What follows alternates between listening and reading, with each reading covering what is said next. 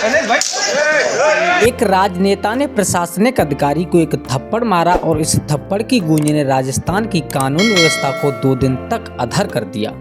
मामला टोंक जिले का है। एक सीट देवली उनियारा पर उपचुनाव की मतदान की प्रक्रिया चल रही थी और इसी दौरान एक प्रत्याशी जो निर्दलीय के तौर पर चुनाव मैदान में थे, नरेश मीणा, उन्होंने चुनाव अधिकारी की ड्यूटी कर रहे एक अफसर को ऐसा चांटा मारा कि उसके बाद पूरे टोंक जिले के पुलिस अधिकारी और प्रशासनिक अधिकारियों के लिए जान सामत में आ गई।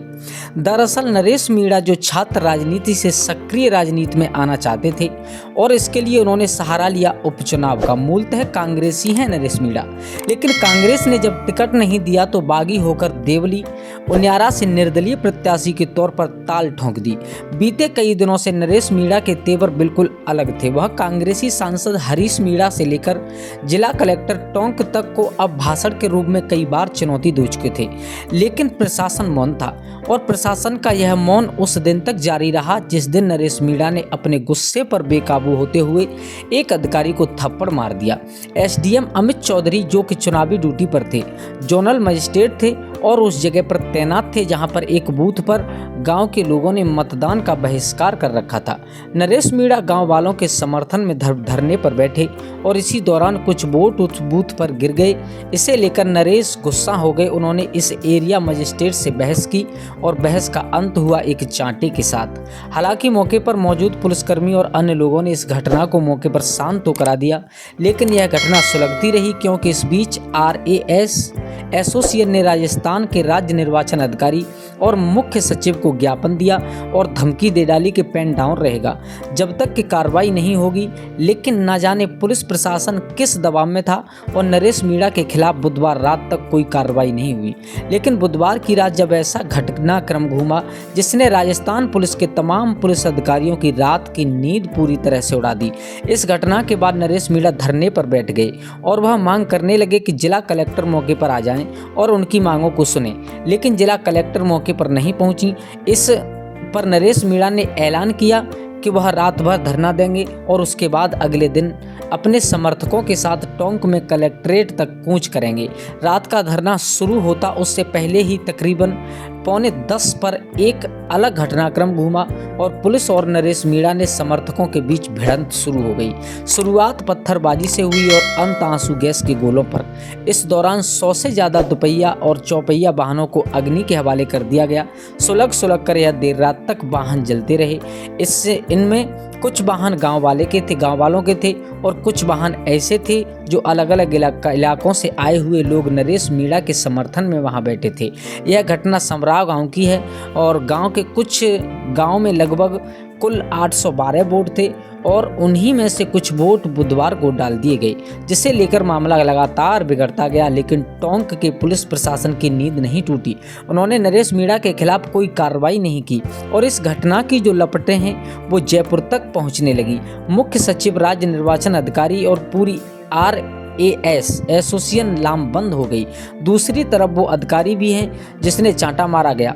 यह अधिकारी जाट समुदाय से आते हैं और इनके पक्ष में संपूर्ण जाट समाज खड़ा हो गया।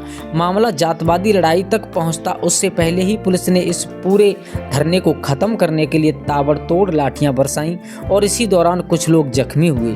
जवाब दूसरी तरफ से भी आया। पत्थरों से लगभग 1 दर्जन पुलिसकर्मी भी घायल हुए। उसके बाद पुलिस ने कोशिश की नरेश मीणा को पकड़ने की, लेकिन वहां नरेश मीणा वह पूरे के पूरे पुलिस के घेरे को तोड़कर पुलिस की आंखों में धूल झोंककर मौके से चला गया। पुलिस हाथ मलती रह गई और उन्हें पता ही नहीं चला कि नरेश आखिर है कहां। यह घटना रात को देर रात तक सुलगती रही। नरेश मीणा फरार हो गया और गांव में पुलिस घुस नहीं पाई। उसके बाद रात को रेंज IG ओम प्रकाश जी मौके पर पहुंचे, लेकिन उन्हें पुलिस के साथ साथ रणनीति बनाना उचित समझा।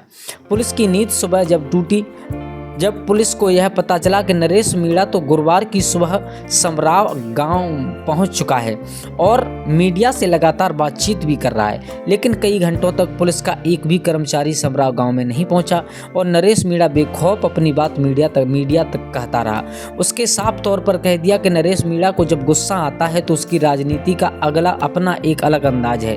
उसे ना MLA बनना है और उसे केवल जनता की समस्याओं को दूर करना है, भ्रष्टाचारी सिस्टम को तोड़ तोड़ना है। नरेश अपनी बात मीडिया के जरिए देश ही नहीं विदेशों तक पहुंचाता रहा। इस दौरान सोशल मीडिया का जमकर इस्तेमाल किया गया। नरेश के समर्थक एक बार फिर उसके समर्थन में जुट गए। गांव में एक बार फिर से हालात बेकाबू होते दिख रहे थे। दूसरी तरफ पुलिस अपनी रणनीति बनाने में जुटी थी। दोपहर 11 बजते बजते पुलिस ने जो उस गांव के बाहर का इलाका है वहां पर भारी फोर्स तैनात कर दिया। एसडीएफ के जवान, महिला पुलिस और इसके अलावा राजस्थान पुलिस के सैकड़ों जवानों को तैनात कर दिया गया। उसके बाद खुद एसपी विकास सांगवान वहां पहुंचे और हाथ में उन्होंने माइक्रोफोन लिया। पुलिस के तकरीबन 1 किलोमीटर तक पैदल मार्च करने का फैसला किया और पुलिस के जवान विकास सांगवान की अगुवाई में गांव तक जाने लगे। आशंका जताई जा रही थी कि एक बार फिर पुलिस और गांव में बैठे लोगों के बीच में एक बार तेज हो सकता है, एक बार फिर पत्थरबाजी हो सकती है। इसी को देखते हुए पुलिस वज्र वाहन को भी भीतर लेकर के जाना चाहती थी ताकि जरूरत पड़े तो आंसू गैस के गोले दागकर दोनों को मौके से खदेड़ा जा सके। तमाम आशंकाओं के बीच पुलिस का मार्च पास शुरू हुआ।